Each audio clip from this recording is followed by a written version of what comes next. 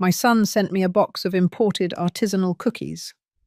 The next day, he called and asked, "Mum, have you eaten the cookies yet?" I answered, "No, I gave them all to your wife yesterday." "Why?" I heard a scream on the other end of the line. "No, no, what did you do?" And it was in that moment that I knew something terrible was about to be revealed. Something that would change my life forever. Something that would make me understand that my own son had planned my death. My name is Evelyn. I am 71 years old. I have been a widow for 8 years, and my whole life was dedicated to two things: my career as a nurse and my only son, Robert. I worked 43 years at New York General Hospital, double shifts, whole nights without sleep, all to give him the best education, the best life. When my husband died, he left me a property valued at almost $2 million, a beautiful house in the city's most exclusive area. It was my security, my legacy for Robert and my grandchildren. Or so I believed. The relationship with my daughter-in-law, Samantha, was always complicated. From the day Robert introduced her to me, I knew she saw me as a nuisance. An interfering, old-fashioned, annoying mother-in-law. Every time I tried to visit my grandchildren, Andrew and Diana, she made excuses. That they were busy, that they had activities, that maybe another day. Birthdays passed, and I barely received a photo message. Christmases were cold, perfunctory, full of fake smiles and hugs that meant nothing. Robert changed after he got married. The sweet boy who hugged me and called me his queen became a distant man, always busy, always in a rush. Visits spaced out. Calls became mechanical. "Hello, Mum, how are you?" "Fine, fine. I'll call you later. I have a meeting." And I was left holding the phone, feeling the silence devour me inside. But that Tuesday, everything seemed different. The doorbell rang around 3 in the afternoon. I opened the door and found a messenger with an elegant package, wrapped in shiny gold paper with a wine-coloured bow. The box was heavy, about the size of a shoebox, and had a label that read, "From France, with love." For Mum. My heart raced. It had been years since Robert had sent me anything like this. Nothing so elaborate, so thoughtful, so expensive. I signed the receipt and walked into the living room with trembling hands. I placed the box on the coffee table and sat across from it, just observing it. The paper crackled under my fingers when I began to unwrap it carefully, as if it were a fragile treasure. Inside was an elegant, lacquered wooden box with gold engravings on the lid. I opened it slowly. Cookies. Dozens of artisanal cookies, perfectly arranged in neat rows. Each one was a work of art, some covered in dark chocolate with gold dust, others decorated with caramelized almonds, some with raspberry jam visible in the center. The aroma that came out of that box was intoxicating, sweet, sophisticated. There was a small card inside that read, "To the best mother in the world. Enjoy them. I love you. Robert." My eyes filled with tears. Maybe I was wrong. Maybe my son still loved me. Maybe all this distance was just a phase, work stress, the responsibilities of being a father. I held the card against my chest and smiled like a fool. An old fool, full of hope. I closed the box without tasting a single cookie. They were too beautiful, too special. I wanted to savor them calmly, perhaps with tea, perhaps while looking at old photos of Robert when he was a boy. I wanted that moment to last. The next day, Wednesday, Samantha showed up at my door unannounced. That was already strange. Samantha never visited me. Never. But there she was, with a smile that didn't reach her eyes, wearing a beige dress and high heels, as if she had just come from some important meeting. Evelyn, she said, and her voice sounded strangely kind, almost forced. Can I come in? I need to talk to you. I let her in, confused, cautious. We sat in the living room and she looked around with that expression she always had, as if evaluating, judging. Look, she began, crossing her legs. I know things between us haven't been easy, and I want to change that. The children miss you. I want us to be closer too. I didn't believe a word of it. But something in me, that pathetic part that still wanted to be loved, that still wanted to belong to that family, decided to give her a chance. I'm glad to hear that, I replied, although my voice sounded doubtful even to me. She smiled, and it was then that she saw the box of cookies on the table. Her eyes lit up. Oh, what is that? It looks delicious. Robert sent them to me yesterday, I said proudly, still feeling that foolish warmth in my chest. They are from France. Artisanal. Samantha leaned closer to see, and something crossed her face. Surprise? Fear? I'm not sure, but it disappeared so fast that I thought I had imagined it. What a beautiful gesture from him, she murmured. He always thinks of you. And then, on a stupid impulse, in a desperate gesture to build a bridge, to win her over, to finally be accepted, I said the words that almost cost me my life. You know what? Take them. Take them all. For you and the children. I want you to enjoy them together. Samantha blinked. What? No, Evelyn, they are yours. Robert sent them to you. I insist, I said, pushing the box toward her. Please, it would be my honor.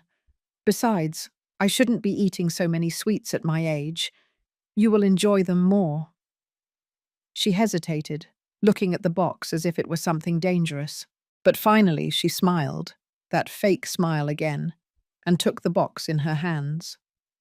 You are very generous, Evelyn. Thank you. The children will be delighted. She left 20 minutes later, taking the cookies, taking my small gift from Robert, unwittingly taking my death sentence. That night, dining alone as always, my phone started ringing. It was Robert. I got excited. Maybe he was calling to ask me if I liked the cookies, to hear my thanks, to have one of those long conversations we no longer had. I answered with joy. Son, what a beautiful gift. The cookies are… Mum, he interrupted me, and his voice sounded strange, tense, almost hysterical. The cookies, did you eat them yet? I was silent for a moment, confused by his tone. What? No, Did you eat them or not? His voice went up an octave, desperate. No, Robert. I gave them to Samantha yesterday when she came to visit me.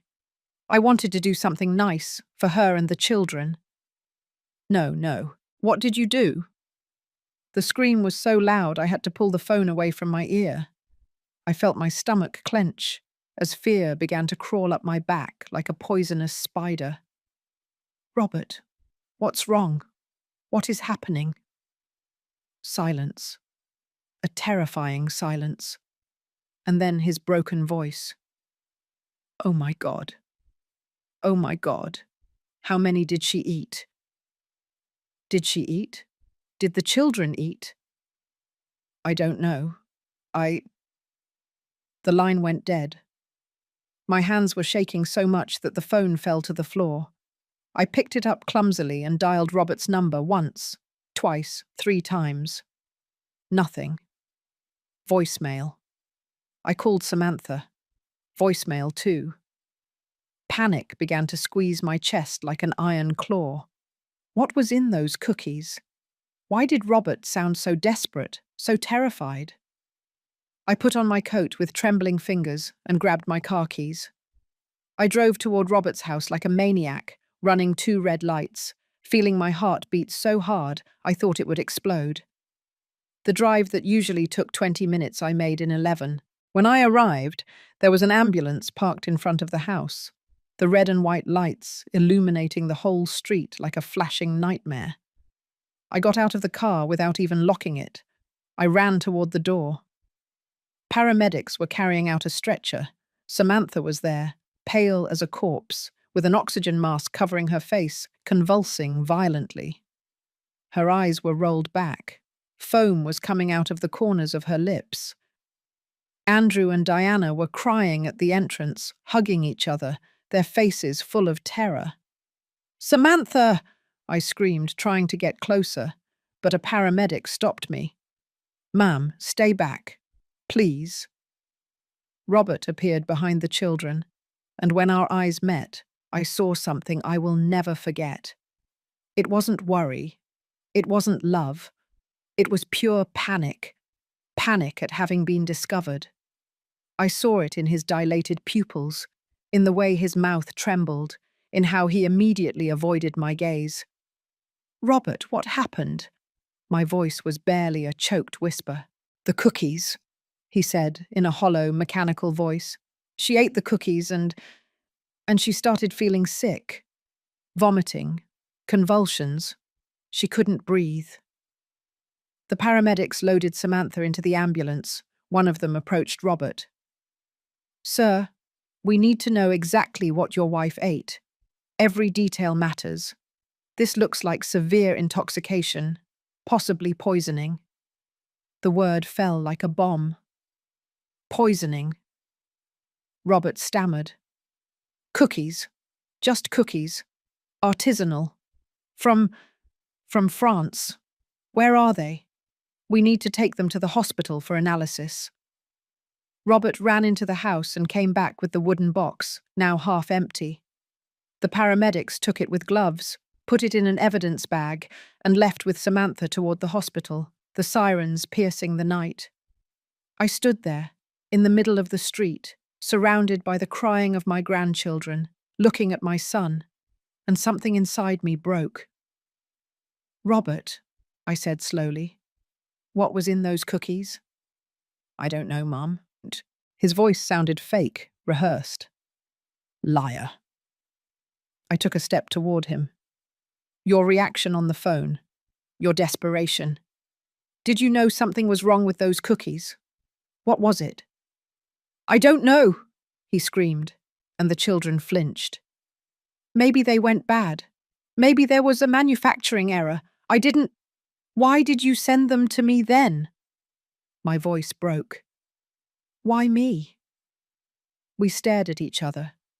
In that moment, under the artificial light of the street lamps, I saw a stranger.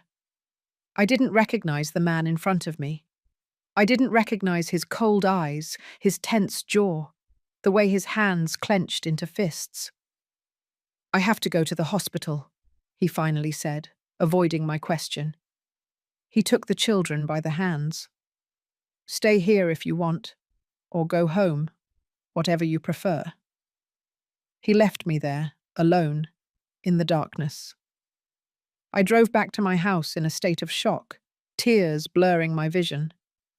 I walked in, closed the door, and collapsed on the sofa. My mind was a whirlwind of unanswered questions, of horrible suspicions that I didn't want to accept. Had my son sent me poisoned cookies? Had my own son tried to kill me? No, it was impossible. Ridiculous. Robert loved me. He had to love me. I was his mother. But then, why his reaction? Why that panic? I spent the whole night awake, sitting in the darkness, waiting for news. At 5 in the morning, my phone finally rang. It was Robert. "Mum." His voice sounded exhausted, defeated. "Samantha is in intensive care. Arsenic poisoning. The doctors say if she had eaten one more cookie, she would be dead." The world stopped. Arsenic, one of the most lethal substances that exists. I knew it well, after 43 years as a nurse. Arsenic causes multi-organ failure. internal hemorrhaging, a slow and agonizing death. Arsenic, I repeated, my voice barely audible. How? How did arsenic get into those cookies? Silence on the other end. Robert, I said, and now my voice was firm, cold. Who sold you those cookies? I bought them online, from a seller in France. I don't know how. Tell me the truth. Each word came out like a knife. Tell me the truth right now, or I'm calling the police. The police are already coming. He exploded. There is already an investigation open. Intentional poisoning. They are going to interrogate me. They are going to interrogate you too. So don't threaten me, Mum, because we are both in this. Both of us. I stood up from the sofa, shaking with fury. I didn't poison anything. I just gave away a gift that you sent me. A gift that was apparently designed to kill me. The silence that followed was deafening. Mum, you tried to kill me. The words came out like a sob. You tried to murder your own mother. You're crazy. You're delusional. Why, Robert? Why would you want to see me dead? Don't say stupid thing. I would never. Then explain, I screamed. Explain why you sent poisoned cookies. Explain your hysterical reaction when I told you I had given them to Samantha. Explain why you knew exactly what was in those cookies. He hung up. He simply hung up the phone. I was left standing there, in the middle of my living room, holding the dead phone against my ear. And it was then that everything began to click. The spaced-out visits, the distancing, the questions Robert had been asking me lately about my will, about the property, about my finances. I just want to make sure you're okay, Mum, that everything is in order. The house, the darn house, the property valued at almost $2 million that my husband had left me. Robert was my sole heir. If I died, everything would be his. My own son had planned my murder for money. I fell to my knees in the middle of the living room and vomited. I vomited until there was nothing left in my stomach, until there were only dry retches and bitter tears. The pain in my chest wasn't physical. It was something much worse. It was the death of everything I thought I knew about love, about family, about the person I brought into the world and raised with my own hands. 3 days later, 2 detectives knocked on my door. Detective James Smith and his partner, Detective Brenda Torres. They showed me their badges and asked permission to enter. I offered them coffee with trembling hands, and we sat in the living room where everything had begun. Mrs. Evelyn, began Detective James, a man in his 50s with tired but kind eyes. We need to ask you some questions about the cookies you received from your son Robert. I told them everything, every detail. The arrival of the package, Samantha's visit, my stupid generosity, Robert's call, his reaction, everything. Detective Brenda took meticulous notes as I spoke. Did you taste any cookie? James asked. No, not one. That saved your life, Brenda said, looking up from her notebook. The lab confirmed that each cookie contained enough arsenic to kill an adult. If you had eaten 2 or 3, as was the intention, you would have died in a matter of hours. Tears ran down my cheeks. My son really tried to kill me. The detectives exchanged glances. Mrs. Evelyn, Detective James said, leaning forward. We have been investigating your son for the last 3 days, and what we have discovered is disturbing. He opened a manila folder and pulled out several documents. Robert has gambling debts of more than $300,000. He owes money to illegal loan sharks, dangerous people. He is 3 months behind on his house mortgage. His consulting business is bankrupt. He is financially desperate. Brenda continued. Furthermore, we found very specific searches on his computer. how to get arsenic without a trace, symptoms of arsenic poisoning in the elderly, how to make a death look natural, artisanal cookie suppliers in Europe. All of this dates back 3 months. I felt the floor open up beneath my feet. 3 months, I whispered. He has been planning to kill me for 3 months. It appears so, James confirmed. We also found messages on his phone with a contact saved as supplier. The conversations are coded, but they mention the special package for the old lady and make sure the dose is lethal but looks like a heart attack. Period. Oh my God. I brought my hands to my mouth. There's more, Brenda said, and her voice became softer, as if preparing me for another blow. We found falsified documents in his office, documents showing supposed authorizations signed by you to transfer the ownership of this house to his name. The signature is fake, but it is very well done. He planned to sell this property immediately after your death to pay off his debts. The room began to spin. I grabbed the arm of the sofa so I wouldn't fall. When are you going to arrest him? We already did, James replied. This morning, at 6. He is in custody right now. But we need your complete cooperation to build the case. Your testimony is crucial. I will do whatever is necessary, I said firmly, although inside I was shattered into 1,000 pieces. Whatever. The detectives left an hour later, leaving me with copies of some documents and a card with their direct numbers. I stayed sitting on the sofa, looking at those papers, seeing the cold, brutal evidence that my son had wanted to murder me. Not out of rage, not out of madness, not out of a fit of violence, but for money. Cold, calculated, premeditated murder for $2 million. That night I didn't sleep. I didn't eat. I just sat in the darkness, replaying every moment of the last few years in my mind. Every time Robert asked about my finances. Every time he suggested that I should get my affairs in order. Every time he mentioned how expensive life was, how difficult it was to support a family. All those conversations now had a sinister, poisonous meaning. The next day, Samantha woke up in the hospital. The doctors said it was a miracle. She had eaten only 2 cookies before the bitter taste made her stop. 2 cookies, enough to almost kill her, but not enough to succeed. I spent the whole day at the hospital, sitting in the waiting room, not daring to go in. What would I say to her? How would I look into the eyes of the woman who almost died because of me? But it was she who sought me out. A nurse came out and told me that Samantha wanted to see me. I walked toward her room with trembling legs. She was lying in bed, pale, haggard, connected to multiple machines. Her eyes, however, burned with an intensity that scared me.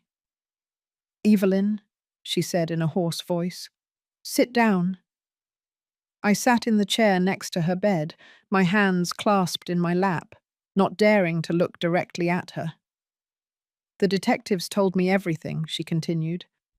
"The cookies were for you. Robert wanted to kill you.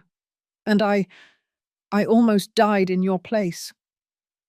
"I'm sorry," I whispered, and tears began to fall. "I am so sorry, Samantha. If I had known, if I had suspected anything, it's not your fault." Her voice was hard, cutting. "The fault is with that monster I married. That man who slept next to me every night while planning to murder his own mother. That man who kissed me on the forehead while I was almost dying from his poison." She was quiet for a moment, and I saw her hands clench into fists on the white sheets. "The detectives also told me about his debts, about his lies. You know what else they found out?" She looked directly at me now. "He has a mistress, a woman named Carol, 26 years old. He rented her an apartment with the money he was supposedly using for Andrew and Diana's private schooling. He has been lying about everything. I felt nauseous again. Samantha, I didn't know anything about this. I know. She exhaled slowly. That's why I want to talk to you. The detectives told me they need to build a solid case, that they need evidence, testimonies, irrefutable proof to ensure Robert spends decades in prison. And I am going to help them. I am going to destroy him. There was something terrifying in her voice, something cold and determined that made me understand that Samantha was not the superficial, frivolous woman I had thought. There was steel beneath that surface. Me too, I said, surprising myself with the firmness of my voice. I also want him to pay for what he did. We looked at each other, and in that moment something strange was born between us. An alliance, a sisterhood forged in betrayal and pain. Samantha left the hospital a week later. The doctors said she had suffered permanent kidney damage, that she would have to take medication for the rest of her life, that she would never be completely the same. But she was alive, and she was furious. We met at my house with Detective James and a lawyer Samantha had hired, a man named George, 60 years old, with a reputation for being ruthless in court. He spread several documents on the dining room table. "Ladies," George began in a grave voice, "what you are about to face will not be easy. Robert has already hired one of the best defense attorneys in the city. He will try to paint himself as a victim, as someone who was deceived by a fraudulent supplier. He will say he had no idea the cookies were poisoned. He will invent any lie to save himself." "How strong is the case?" Samantha asked, her voice already firmer than a week ago. "Very strong," Detective James replied. "We have the internet searches, the messages with the supplier, the falsified documents, the forensic analysis of the cookies showing intentional poisoning with lethal doses, and the clear motive, massive debts, and a multi-million-dollar inheritance. But we need more." "What else do you need?" I asked. George looked at me intently. "We need both of you to testify. We need you to tell your story in front of a jury. We need the world to see the monster Robert truly is." "I'll do it," I said immediately. "Me too," Samantha added. "Good," George nodded. "Because this is going to be public. The media is already following the case. Millionaire son tries to poison elderly mother. It's a juicy headline. They are going to dig into your lives. They are going to look for any dirt, any secret, anything they can use. Are you prepared for that?" I looked at Samantha. She looked at me, and we both nodded. "We are prepared," we said in unison. For the next 2 weeks, my life became a whirlwind of police interviews, sworn statements, and meetings with lawyers. George meticulously prepared us for the interrogation. He made us repeat our story 100 times, looking for inconsistencies, making sure every detail was perfect. And meanwhile, the story exploded in the media. Son sends poisoned cookies to his mother to inherit millions. 71-year-old mother saves her life by giving lethal gift to daughter-in-law. Arsenic in gourmet cookies. The perfect plan that went wrong. My phone didn't stop ringing. Reporters camped out in front of my house. Cameras followed me to the grocery store. Every time I went out, the flashes blinded me. "Mrs. Evelyn, how do you feel knowing your son tried to kill you? Will you forgive Robert? What would you say to him now if you could?" I took refuge in my house, with the curtains closed, watching my private life become public entertainment. But the worst part wasn't the reporters. The worst part was when they finally allowed me to see Robert. It was in jail, in a cold, grey visiting room, separated by thick glass, speaking through dirty phones that smelled of desperation. When I walked in and saw him on the other side, dressed in the orange inmate uniform, unshaven, with deep dark circles, I felt my heart break in two again. For a moment, just a moment, I saw my son. The boy who used to hug me and tell me I was his hero. The teenager who cried in my arms when his first love rejected him. The young man who asked for my blessing before getting married. But then he spoke, and the illusion was broken. "Mum," he said, and his voice sounded soft, manipulative. "This is a terrible misunderstanding. I never wanted to hurt you. You have to believe me. Those cookies, I bought them from a legitimate seller. I had no idea they were contaminated. Someone is trying to frame me." I remained silent, just looking at him, waiting. "I need you to help me," he continued, leaning toward the glass. "I need you to tell the police this is a mistake, to withdraw your testimony. I'm your son, Mom, your only son. You can't let me rot in jail for something I didn't do." "Something you didn't do," I repeated slowly, and my voice was so cold that even I was surprised. "Robert, the police found your internet searches. They found your messages with the supplier. They found the falsified documents with my signature. They found everything." His face changed. The kind mask cracked for a second, and I saw rage underneath. Pure rage. "They are fabricating evidence. They are setting me up." "Why?" I asked. "Why would they set you up? What would they gain?" He had no answer for that. "Tell me the truth," I continued, and now my voice trembled. "Look me in the eyes and tell me the truth, Robert. You tried to kill me." We stared at each other through the dirty glass. I saw his jaw clench, his fists tighten, something dark and terrible cross his eyes. "You are ruining my life," he finally said, avoiding my question. "You and that witch Samantha. You are destroying me for nothing." "For nothing," I repeated, feeling the fury begin to replace the pain. "You almost killed your wife. You planned my murder for months. You falsified my signature. You were going to steal my house. And you say it's for nothing." "It was my right," he exploded, and there it was. The truth. Finally. "That house should be mine. That money should be mine. Dad promised it to me before he died. He told me everything would be mine. But you're still there, clinging to everything, living in that huge mansion like a queen while I drown in debt." Tears ran down my cheeks, but not from sadness, from rage. "Your father never promised you anything.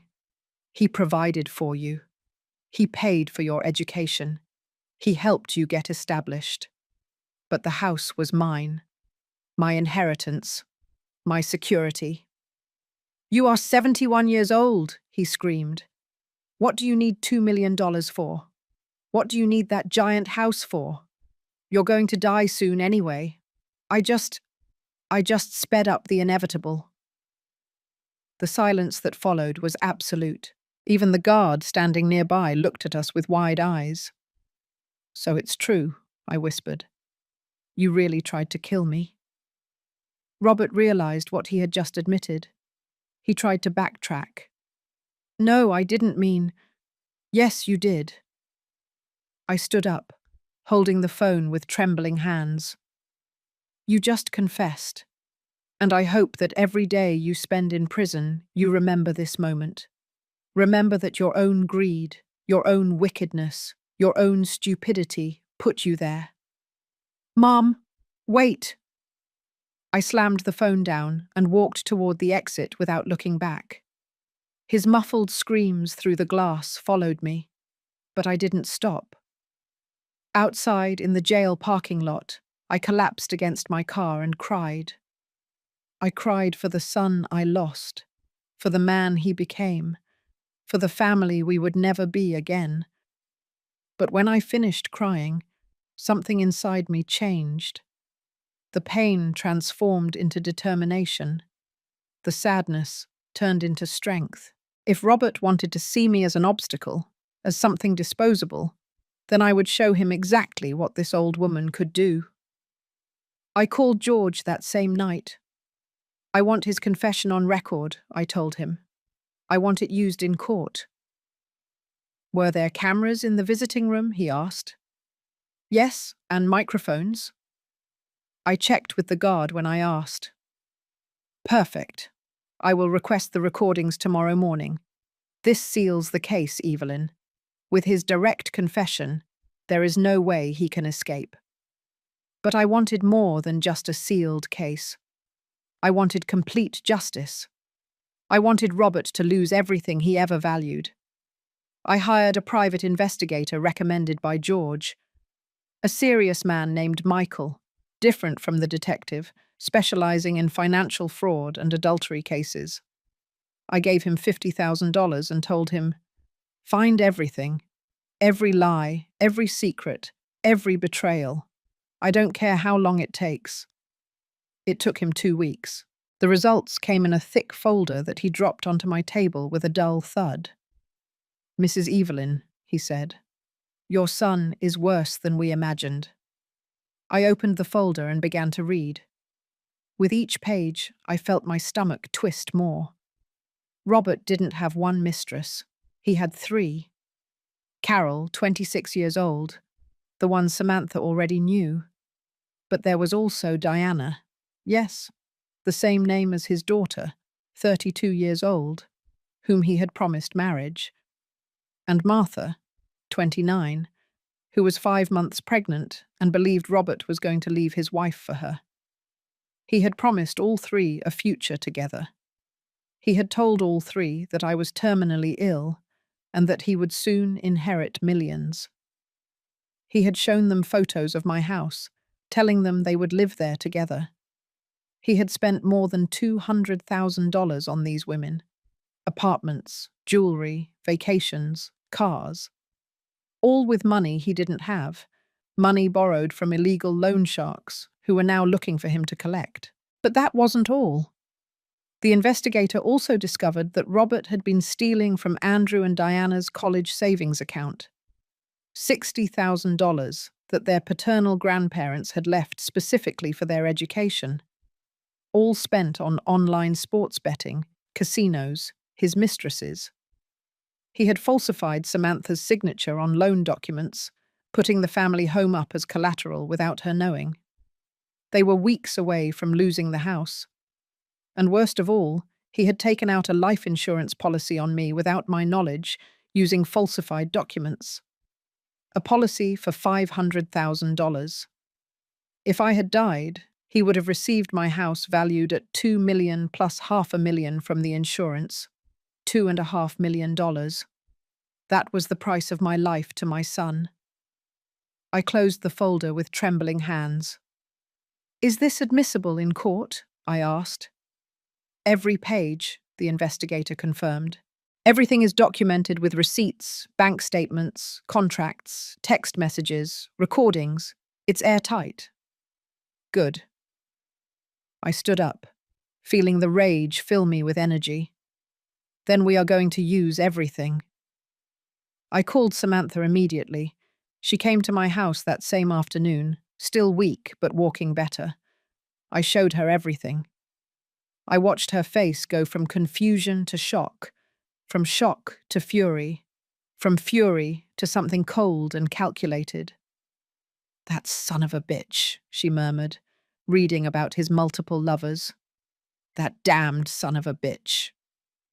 There's more, I said, pointing to the section on the children's account.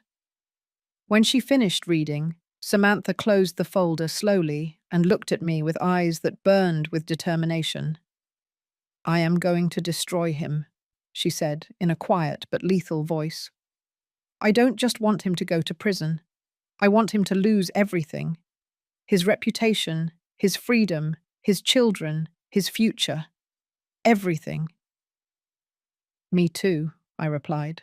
We held hands across the table, 2 women who had been enemies, now united by a common purpose: absolute revenge.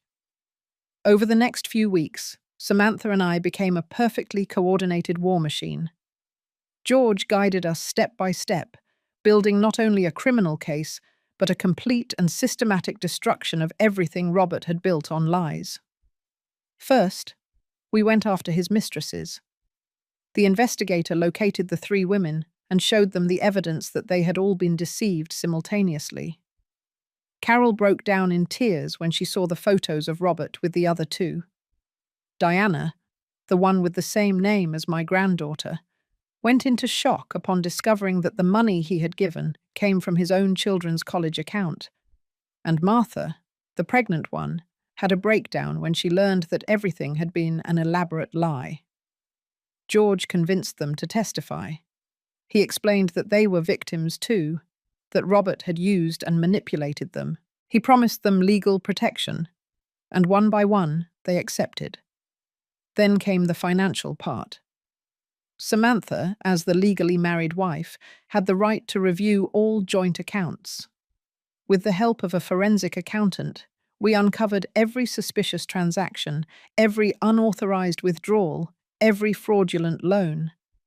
It was a labyrinth of financial crimes that dated back almost 4 years.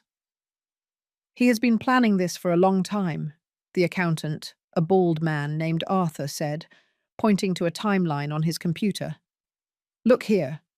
3.5 years ago, he started diverting money from the family accounts. Small amounts at first, nothing to raise suspicion. Then he gradually increased it.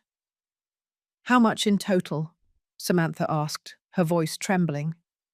Arthur typed some numbers. Between the children's accounts, the fraudulent loans, and the money diverted from the joint accounts, approximately $420,000. The silence in the office was thick. Samantha brought her hands to her mouth. I felt the room spin. That money, Arthur continued, was spent mainly in 3 areas: his mistresses, online gambling, and interest payments to illegal loan sharks. Nothing is left. It all evaporated. My children, Samantha whispered. My children's future. He destroyed everything for his vices. But George smiled, and it was a frightening smile. This is excellent for our case. Every transaction is an additional charge. Fraud, embezzlement, theft, forgery. We are talking decades in prison, not years. We also filed a civil lawsuit against Robert for the damages to Samantha's health. George calculated the present and future medical costs, the psychological trauma, the loss of quality of life. The figure reached $1.5 million.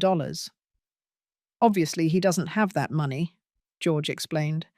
But when he gets out of prison, if he ever gets out, any income he has will be garnished for the rest of his life. He will never have anything. He will never be financially free.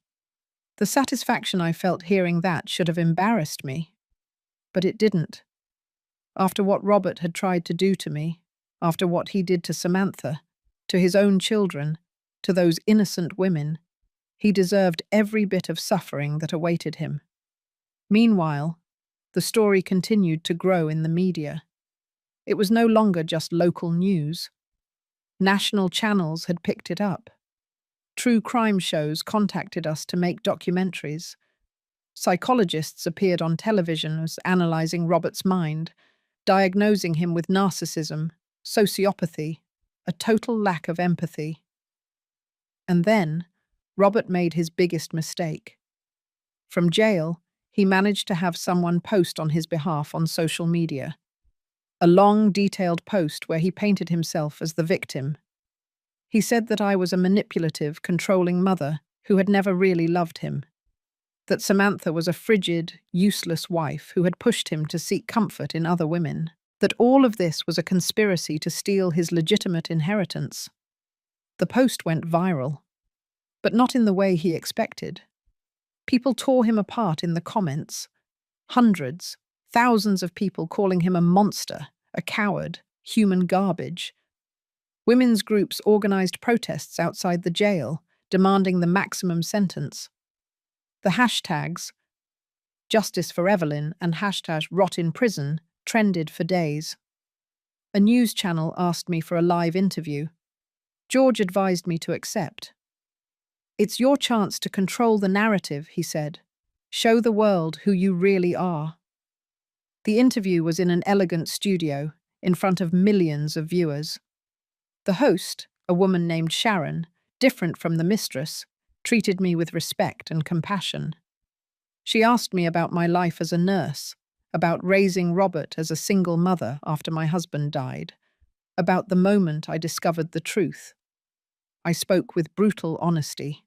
No fake tears, no unnecessary drama, just the truth. I told the world how it feels to know that the person you carried in your womb, who you fed, loved unconditionally, planned your murder for money.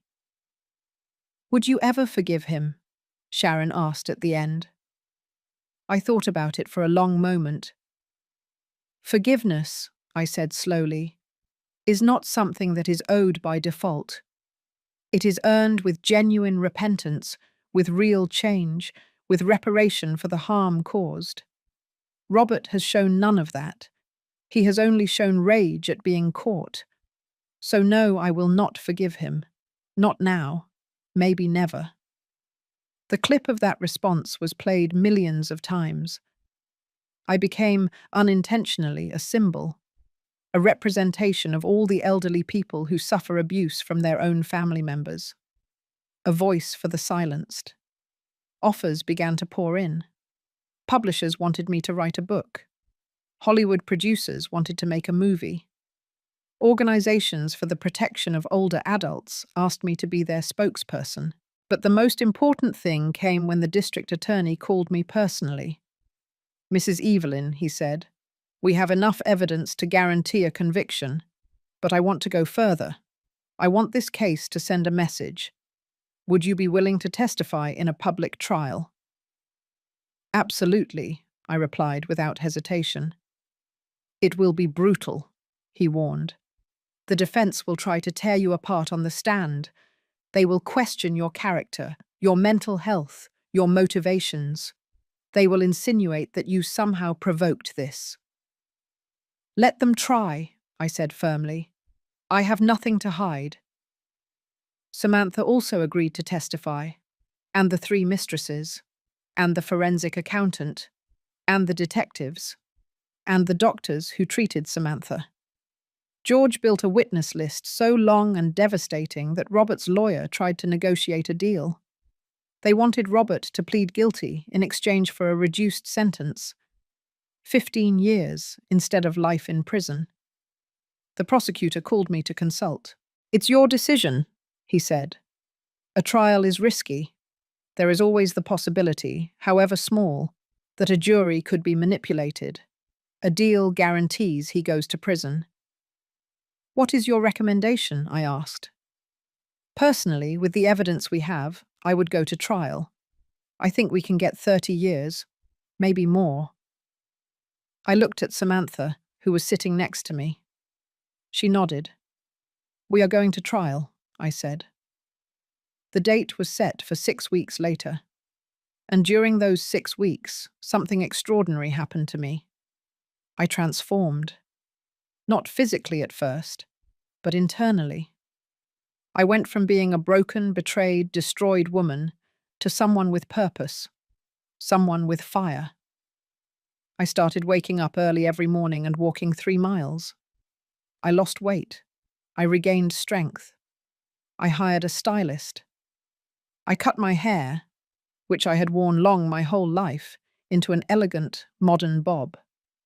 I bought new clothes, no longer the floral dresses of an old woman, but elegant suits in pearl grey and emerald green, high heels that made me feel powerful. I joined a support group for victims of family abuse. I listened to stories similar to mine. I shared my pain, and I found healing in the community. Samantha officially divorced Robert. The papers were signed 3 weeks before the trial. She regained full custody of Andrew and Diana. Robert didn't even fight it. His lawyer advised him not to, that any custody battle would only worsen his public image. The children were devastated. Andrew, at 12 years old, understood perfectly what his father had done. He became quiet, withdrawn. Diana, younger, only asked when Dad would come home. Samantha and I took them to therapy. We gave them all the love and support we could. One afternoon, Andrew came to visit me alone. He sat on my sofa, his hands clasped, and finally spoke. "Grandma," he said in a shaky voice, "Dad really tried to kill you." I didn't lie to him. "Yes, my love, he did." "Why?" "For money, for greed, for reasons that even he probably doesn't fully understand." Andrew began to cry, and I hugged him tightly against my chest. "It's not your fault," I whispered. "None of this is your fault, or your sister's. Your father made terrible decisions, but that does not define who you are." "Everyone at school talks about it," he sobbed. "They call me the killer's son. They say I'll be a criminal too when I grow up." I felt my heart break again, but this time for my innocent grandson. "Listen to me carefully, Andrew," I said, lifting his face so he would look at me. "You are not your father. You have the chance to be different, better, stronger, and I will be here to help you. Always." He hugged me tighter, and we stayed like that for a long time. When he finally left that afternoon, I knew that no matter what happened in the trial, my true mission was to protect these children from their father's poisoned legacy. The days before the trial were a whirlwind. George prepared us intensely. He made us practice our testimony over and over. "The defense will try to confuse you," he warned us. "They will ask tricky questions. They will try to make you angry, make you cry, make you seem irrational. Stay calm. Answer only what is asked. Don't let them provoke you." Samantha and I practiced together every night. We would sit in my living room and ask each other tough questions. "It's not true that you were always controlling of your son. It's not true that you pushed Robert to seek other women because of your frigidity." Horrible, insulting questions designed to make us lose our composure. But we didn't. We became like stone. Finally, the day of the trial arrived. The courthouse was packed. Reporters filled every available seat. Television cameras waited outside. Security had to control the crowds who wanted to get in. I walked into the courtroom dressed in a silver-grey suit, my hair perfectly styled, makeup subtle but impeccable. I was no longer the fragile, broken old woman of months ago. I was a woman in invisible armor, ready for battle. Samantha walked in behind me, equally transformed. She wore an ivory suit, looking elegant and strong despite the invisible scars the poison had left on her body. And then I saw Robert. He was sitting at the defense table, dressed in a charcoal suit that his lawyer had probably loaned him, trying to look respectable. But he couldn't hide the weight he had lost, the deep, dark circles, the way his hands trembled slightly. When our eyes met, he tried to smile, a sad, pleading smile, as if saying, "Mum, help me." I simply looked at him coldly and took my seat behind the prosecutor. The judge entered, an older man named Michael, coincidentally the same name as my investigator, with a reputation for being fair but severe. The trial began with opening arguments. The prosecutor, a young, hungry man named David, presented the case with surgical precision. "Ladies and gentlemen of the jury," he began, "this is a case about the deepest betrayal that can exist. A son who meticulously planned, for months, the murder of his own mother. Not for self-defense, not out of madness, not out of passion, but for $2.5 million. David presented every piece of evidence, the internet searches, the messages with the supplier, the falsified documents, the analysis of the cookies showing lethal levels of arsenic, the recorded confession from the jail. Each image projected on the big screen was one more nail in Robert's coffin. Then came the defense attorney, an older, calculating man named Arthur, who tried to paint Robert as a victim of circumstances. My client, he said in a smooth voice, is a man who made mistakes, yes. But premeditated murder is an extremely serious accusation that requires proof beyond a reasonable doubt. The internet searches can be explained as morbid curiosity. The messages are ambiguous and taken out of context. And the alleged confession was obtained under extreme stress, with his mother emotionally manipulating him. My blood boiled listening to him, but I kept my face neutral, exactly as George had taught me. The first few days of the trial consisted of technical testimonies: the detective who investigated the case, the toxicologist who analyzed the cookies, the forensic specialist who explained to the jury exactly how arsenic kills, slowly and painfully, causing multiple organ failure. If Mrs. Evelyn had consumed 2 cookies, the toxicologist, a serious man with thick glasses, explained, she would have started feeling symptoms in 2 to 6 hours. Severe nausea, vomiting, abdominal pain. In 24 hours, she would be in kidney failure. In 48 hours, she probably would have died. And due to her age and pre-existing conditions, common in people over 70, the death would have been easily attributed to natural causes without an exhaustive autopsy. The jury listened attentively, some taking notes, others just looking at Robert with evident disgust. Then came my turn to testify. I was called to the stand on the afternoon of the 3rd day. I walked with my back straight, my head held high. I placed my hand on the Bible and swore to tell the truth, the whole truth, and nothing but the truth. Prosecutor David gently guided me through my testimony. I told him my story from the beginning. My life as a nurse, raising Robert alone after my husband's death. The increasingly distant relationship with my son. The arrival of the package. My decision to give away the cookies. The desperate call. The visit to the jail where Robert confessed. Mrs. Evelyn, David asked, can you repeat exactly what your son said during that visit? I took a deep breath. He said, "You are 71 years old. What do you need $2 million for? You're going to die soon anyway." I just sped up the inevitable. A murmur ran through the room. Several jury members exchanged shocked glances. "How did hearing those words make you feel?" David asked. "Like I had been stabbed," I replied, and my voice broke slightly for the first time. Because I realized that my son, the person I loved the most in this world, saw me as an obstacle, as something disposable. My life had no value to him beyond the money he could inherit. "Thank you, Mrs. Evelyn," David said softly. "Your witness."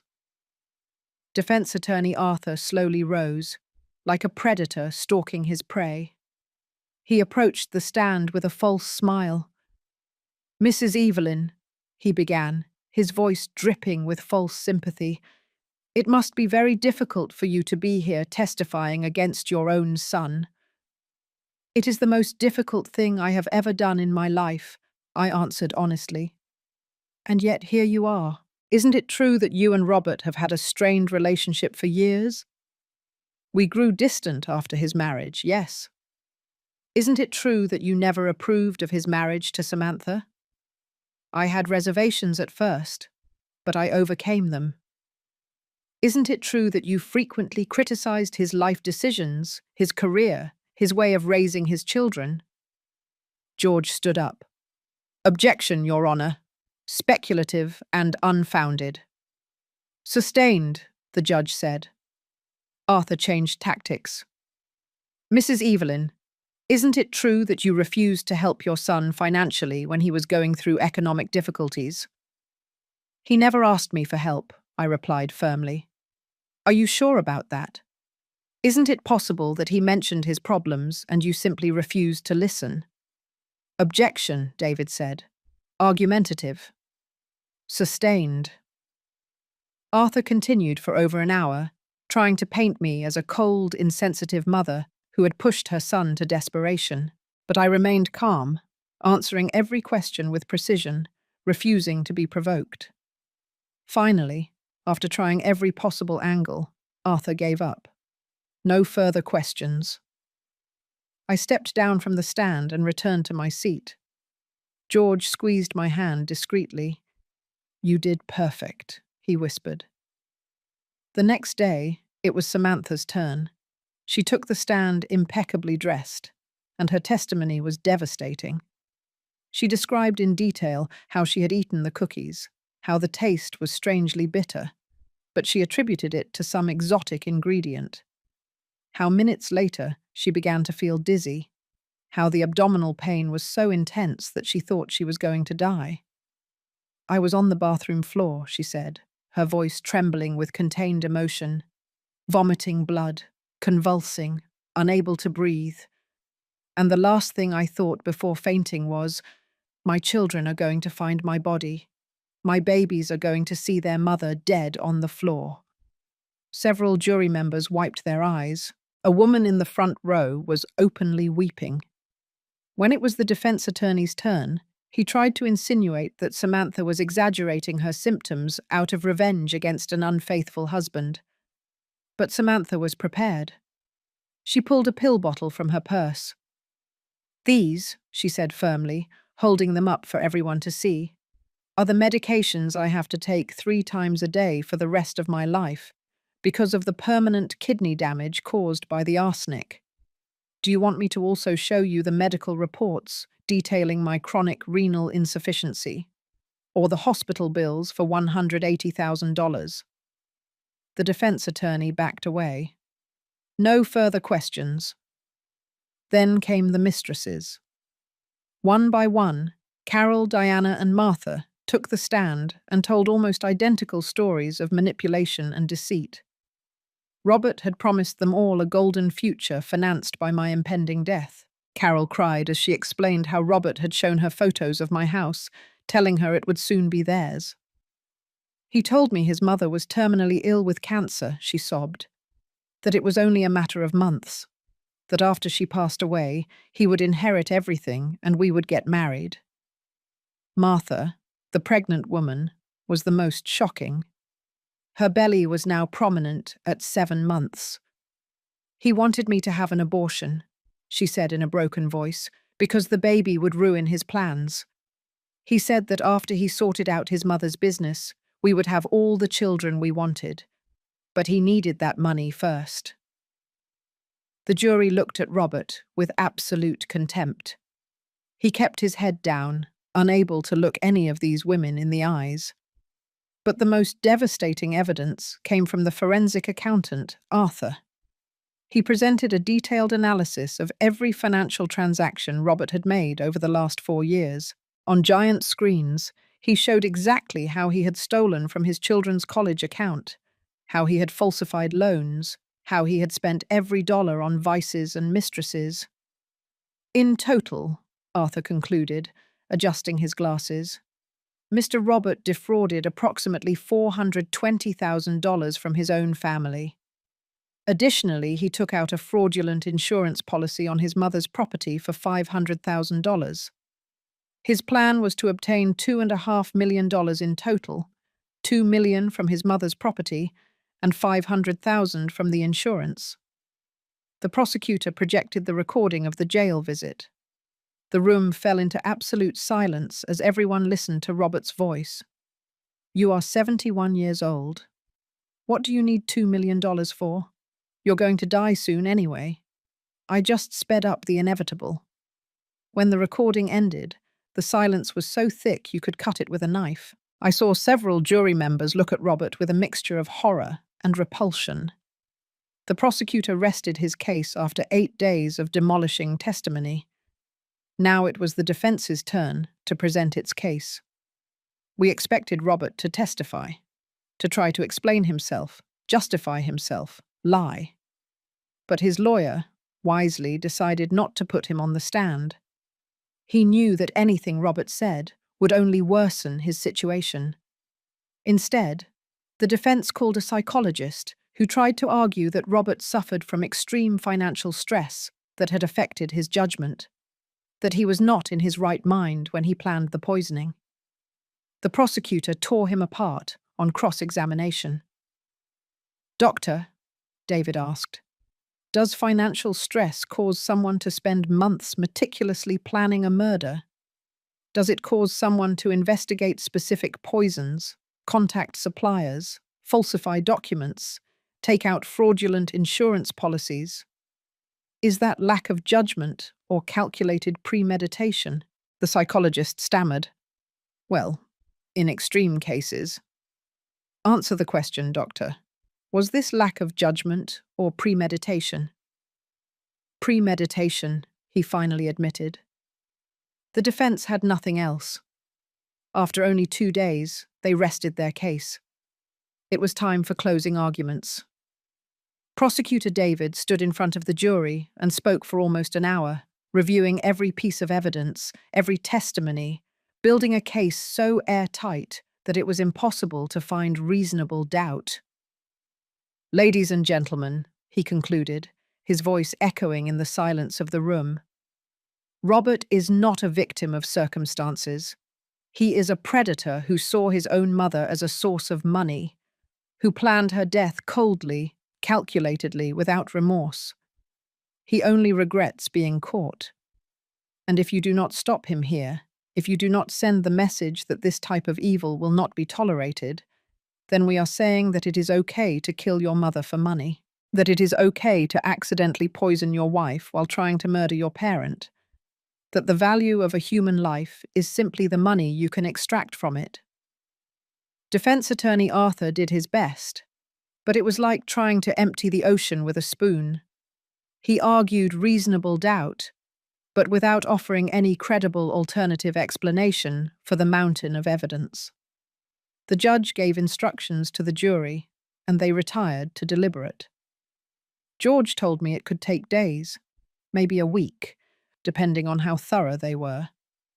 It took 3 hours. 3 hours to decide my son's fate. When the bailiff announced that the jury had reached a verdict, my heart started beating so hard I thought everyone could hear it.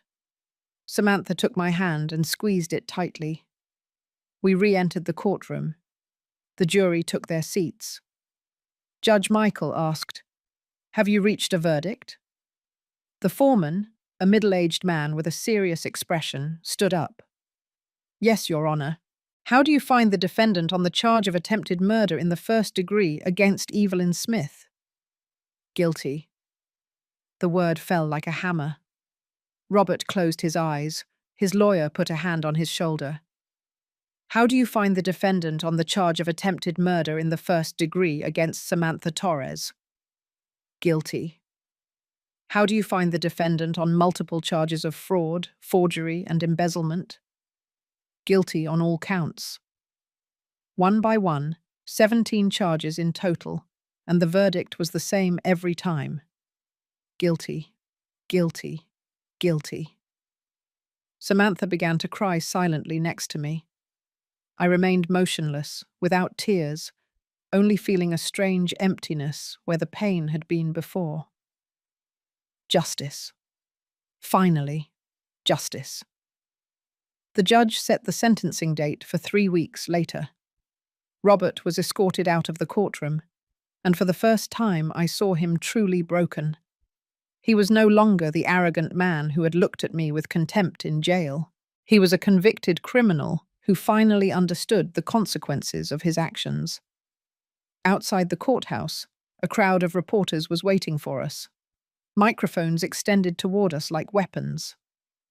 "Mrs. Evelyn, how do you feel about the verdict? Do you have anything to say to your son? Does this bring closure?" I stopped in front of the cameras. George had said I didn't have to talk, but I wanted to. I needed to. "Justice was done today," I said, my voice clear and firm. "Not just for me, but for all victims of family abuse. For all the elderly who are seen as disposable by their own children. For all the people who suffer in silence because society tells them they must forgive family no matter what. Family love is not unconditional when that love is used as a weapon. And today, a brave jury said enough. Will you forgive your son? A reporter shouted. Forgiveness, I replied, is something that is earned. Robert has many years ahead of him to reflect on what he did. If he ever shows genuine repentance, if he ever understands the magnitude of his betrayal, maybe then we can talk about forgiveness. But that day is not today. The 3 weeks until sentencing passed in a whirlwind. The story continued to grow. Now there were documentaries in production, books being written, podcasts dedicated to the case. I became an involuntary public figure. But I also started something new. With the advance money from a book I had agreed to write, I established a foundation. I called it Voices of Wisdom, dedicated to protecting older adults from financial and physical abuse by their family members. I hired pro bono lawyers, social workers, counselors. We created a hotline to report abuse. In the first 2 weeks, we received over 500 calls. Samantha joined as co-founder. Together, 2 women who had been enemies, we built something beautiful from our shared tragedy. Finally, the day of the sentencing arrived. The courtroom was even more crowded than during the trial. Judge Michael entered and we all stood up. Robert was brought in, looking thinner, older, defeated. The judge reviewed the documents in front of him. "Mr. Robert," he began, his grave voice resonating in the room, "I have carefully reviewed this case. I have read every testimony. I have examined every piece of evidence. And I must say that in my 32 years as a judge, I have rarely seen a case of family betrayal so calculated, so cold, so completely devoid of humanity." "You did not act on impulse," the judge continued, looking directly at Robert. "You did not act in a moment of weakness. For months, deliberately, systematically, you planned to murder the woman who gave you life. The woman who worked double shifts for years to give you education, opportunities, unconditional love. And you did it for money, for pure greed." The judge paused, letting his words sink in. "Furthermore, your collateral actions are equally repulsive. You stole from your own children's college account, leaving them without an educational future. You defrauded your wife, falsified her signature, put your family home at risk. You manipulated and deceived multiple women. And when your plan failed, and you almost killed your wife instead of your mother, you showed no remorse, only rage at being discovered." Robert kept his head down, his shoulders trembling slightly. "The law allows me some discretion in sentencing," Judge Michael said. "But in this case, I find no mitigating circumstances, no reason to show mercy. You represent the type of evil that society must repudiate with the greatest possible force." The judge raised his gavel. "For the charges of attempted murder in the first degree against Evelyn Smith, I sentence you to 25 years in prison. For the attempted murder in the first degree against Samantha Torres, another 25 years. These are to be served consecutively, not concurrently. In total, 50 years in state prison." A murmur ran through the room. 50 years. Robert was 45. He would be 95 when he got out, if he lived that long. "Additionally," the judge continued, "for the multiple charges of fraud, forgery, and embezzlement, I add another 10 years, also consecutive. Total sentence, 60 years in prison, with no possibility of parole for a minimum of 40 years. The gavel fell with a bang that resonated like thunder. Robert slumped in his chair. His lawyer tried to hold him up. I heard a choked sob escape his throat. But I felt nothing. Not satisfaction, not sadness, not relief. Just emptiness. The bailiffs lifted him to take him away. At the last moment, Robert turned his head and looked at me. His eyes were red, filled with tears. He moved his lips silently. "I'm sorry." I simply looked at him, expressionless, and looked away. Outside the courthouse, the crowd was even larger than after the verdict. Cameras, microphones, people shouting questions. But this time, Samantha spoke first. "Today, my son and daughter recovered some justice," she said firmly. "Their father betrayed them in the most horrible way possible. He stole their education, their security, their innocence. But he will not steal their future. Evelyn and I will make sure of that." Then it was my turn. 60 years, I said simply. It is a severe sentence. Some will say too severe. But when you try to kill your own mother for money, when you put deadly poison in cookies and send them as a gift, when you show not 1 ounce of genuine remorse, then you deserve every day of those 60 years. My son is alive. I am alive. Samantha is alive. And that is more mercy than he showed us. The following months were a time of slow but constant healing. The Voices of Wisdom Foundation grew exponentially. We opened offices in 3 cities. We helped more than 2,000 elderly people in the first year. We achieved legislative changes that made it more difficult for abusive relatives to exploit their older relatives.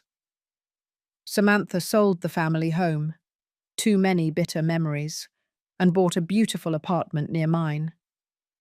Andrew and Diana began intensive therapy. It was difficult, especially for Andrew, who struggled with anger and shame. But slowly, with love, patience, and professional support, they began to heal. I also went to therapy.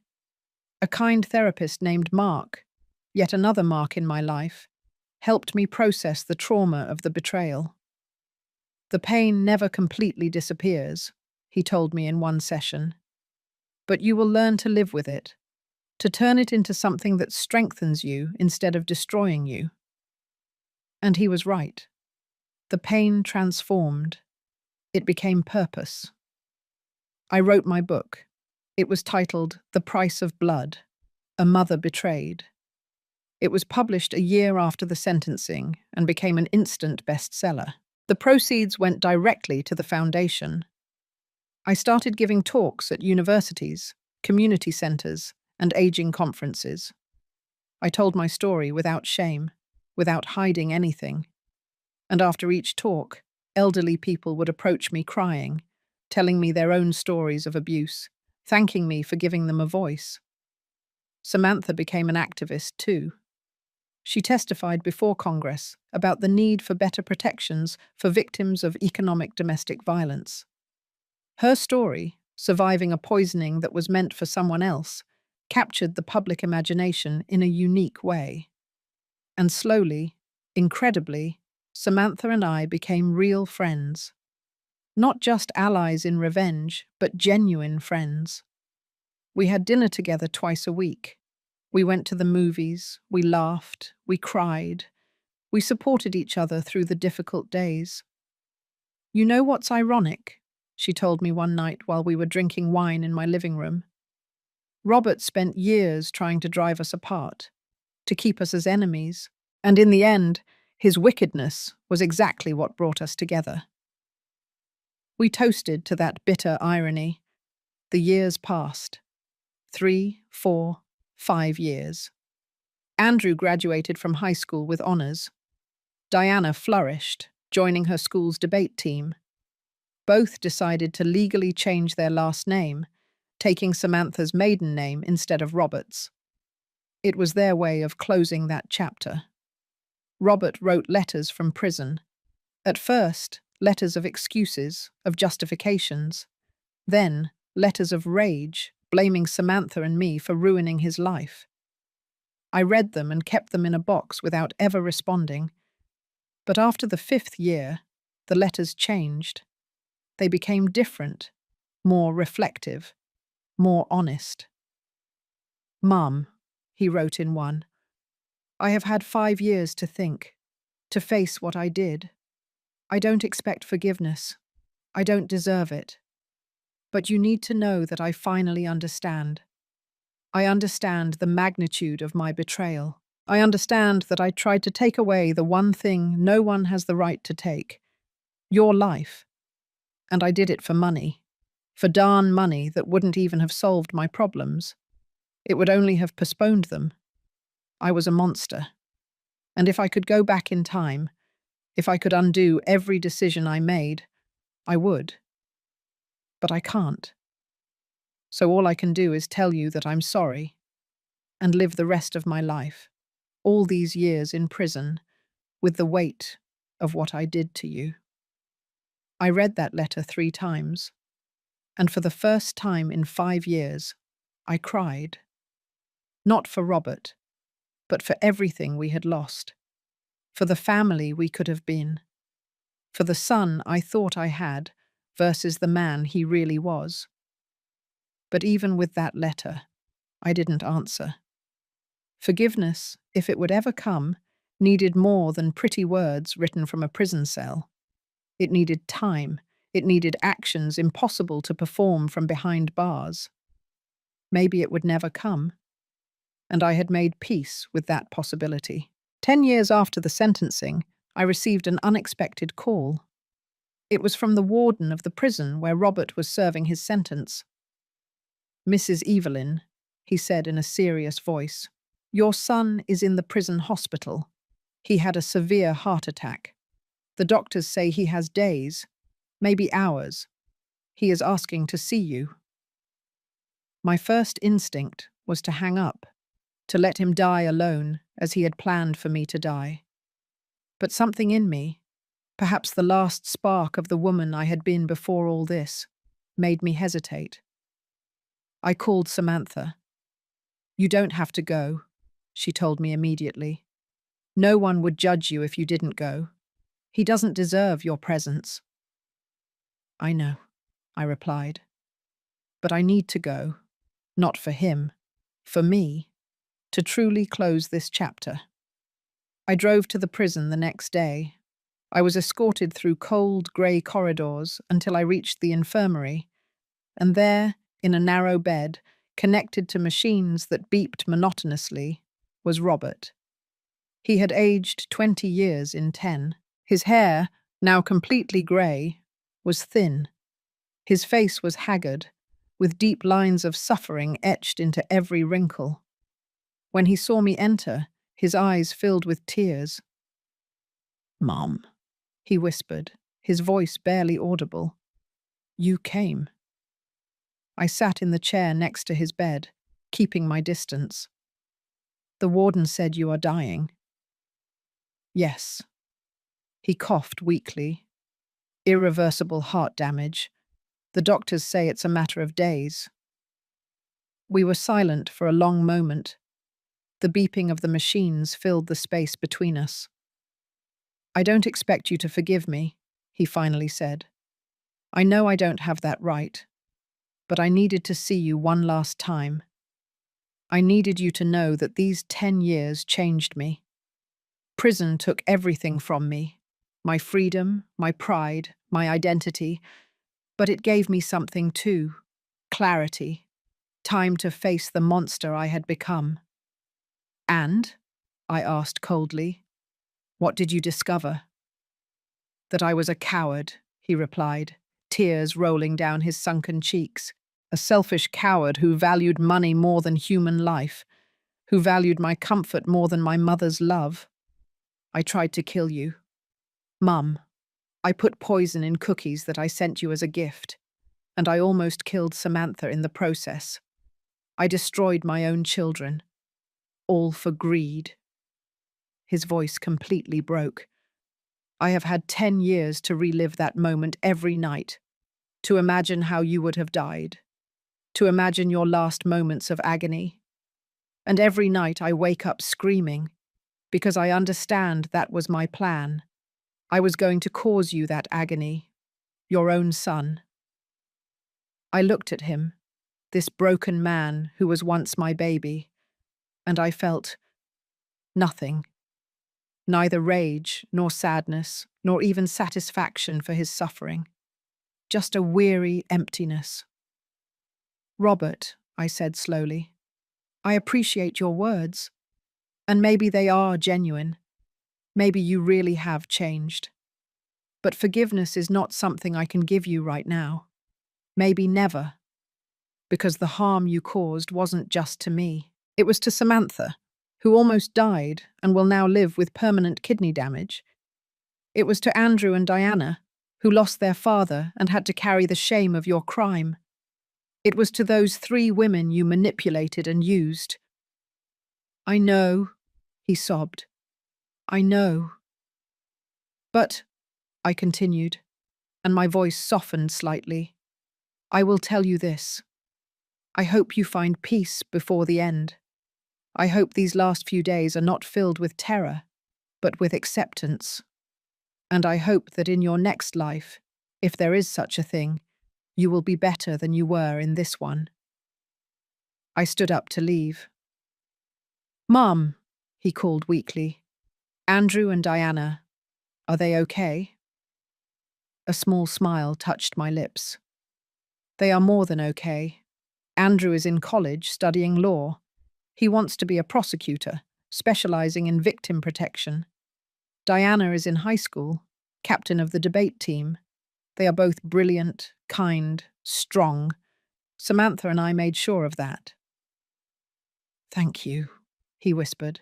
Thank you for giving them what I couldn't. Goodbye, Robert, I said, and walked toward the door. Mum, he called one last time. I love you. I always loved you, even when my greed blinded me. Please believe me that at least. I stopped at the door without turning around. Maybe you did love me, I said softly, but not enough. And that is the tragedy of all this. I walked out and didn't look back. Robert died 3 days later. I did not attend the funeral.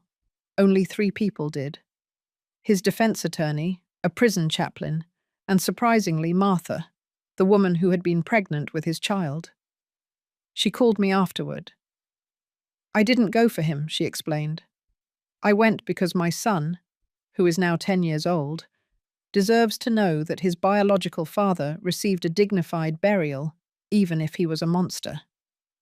But I want you to know, Mrs. Evelyn, that my son carries my last name, not Robert's, and he will never know the complete truth about his father until he is old enough to process it. You are a good mother, I told her sincerely. More years passed. The Voices of Wisdom Foundation expanded internationally. We helped more than 50,000 elderly people in 15 countries. Samantha and I were recognized with humanitarian awards. I wrote 2 more books. I became a respected voice on issues of aging and family protection. Andrew graduated from college and indeed became a prosecutor. His first case was against a man who had defrauded his elderly father of his life savings. He won, and when he called me crying with joy, I knew that something beautiful had been born from our tragedy. Diana was accepted into a prestigious university with a full scholarship. She decided to study psychology, specializing in family trauma. I want to help children like me, she told me. Children who have to process their parents' betrayal. And I, at 83 years old, finally found peace. Not a peace that erased the pain, but one that integrated it. One that transformed it into purpose, into strength, into a legacy. One afternoon, sitting in my garden with Samantha, now my best friend, drinking tea and watching my grandchildren play with their own children, I realized something fundamental. Robert wanted to kill me to take my life, my house, my money. But he failed. And in his failure, he inadvertently gave me something more valuable. A renewed purpose. A second family in Samantha. The opportunity to save thousands of elderly people from similar fates. A platform to change laws and protect the vulnerable. What are you thinking about? Samantha asked, noticing my reflective expression. That I survived, I replied simply. Not just the poison, but the betrayal, the pain, the loss. And on the other side of all that, I built something beautiful. Samantha took my hand and squeezed it. We built it together, she corrected. I smiled. Yes, together. The sun was setting over the garden, painting everything gold and rose. My great-grandchildren were laughing, chasing butterflies.